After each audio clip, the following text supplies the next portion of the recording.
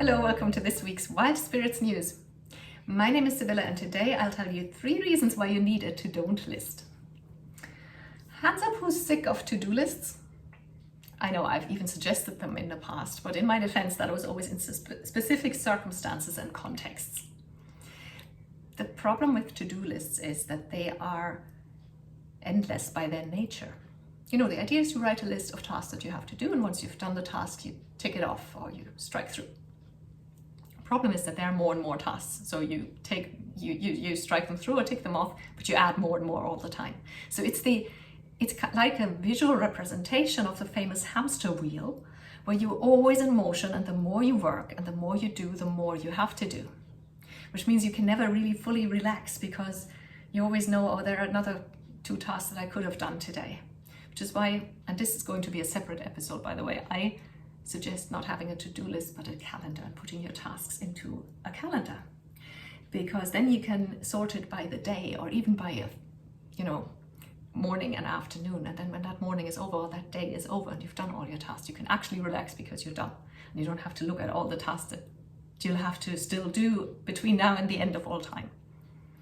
Your mission today is to find out how to learn how to use a to-don't list in favor of your passion and the things that light you up. Task number 1 is avoid the pitfalls. Have a list of things that you don't want to do. As a reminder, sign me up, sounds great, right? However, there is a bit of a caveat. You might inadvertently, when you do this, without thinking it through, you might inadvertently set yourself up for failure. The reason for that is that the general wisdom is to focus on things you do want rather than on things you don't want. The way energy and the law of attraction works is what you focus on grows. So you shouldn't really focus on things that you do not want, because you might actually attract them into your life, and that's exactly what you want to avoid. So you have to go about this the right way. Just this as a bit of a caveat, as a warning. Don't go overboard with this. Don't focus on the to-don't list too much, because otherwise you might bring about the exact thing that you wish to avoid. Task number 2 is called why you need a to-don't list. So you might ask why create a to-don't list at all, but there are a couple of good reasons for it, and I'll give you 3. Number 1 is that it really helps to set boundaries. And by this I mean that most of us have, at some point at least, come across some toxic people in our lives. Some of us unfortunately have them in our own families. Others have maybe work colleagues or neighbors or people that you really can't avoid in your kids' school or whatever, that are rather toxic. And you find yourself getting entangled in their schemes over and over again.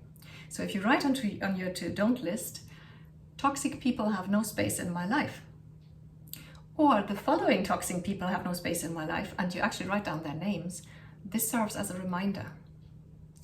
Now, just to make this clear, this is not about avoiding any kind of anybody who disagrees with you, or not getting involved if somebody is toxic in a way that harms others. So if somebody makes a misogynist joke, or a racist, is openly racist, or is say something against LGBT people, or whatever, any vulnerable group of society, then obviously it's your moral obligation to speak up and to actually engage. I'm talking about the personal level.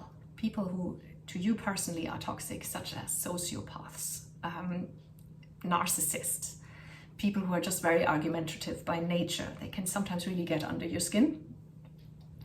And you may have told yourself, I'll never argue with that colleague again, and 3 days later you find yourself getting drawn in again because they just push your buttons. You know what this is like. I mean, I hope you do, because most people I know, and definitely including myself, have somebody like that in their lives. If you have them on your to-don't list, you will remember a lot sooner, not only when you're completely exhausted emotionally and angry and wonder, why did I do this to myself? But when you start engaging, you will remember, oh yeah, that person I was actually not going to engage with, and you can detach yourself from the situation and just walk away from it. It sounds very easy, but it is a lot easier to set this boundary here and no further if you have it in writing. That's the nature of putting things into writing. The second reason is it nudges you when you're about to go wrong.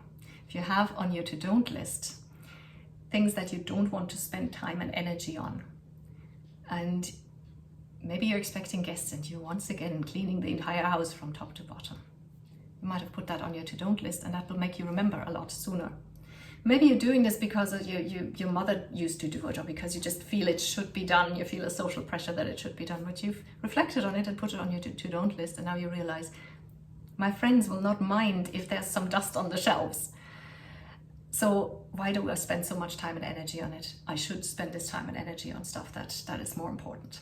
So this can nudge you and make you catch yourself before you engage in a lot of things that don't really matter, that aren't that important.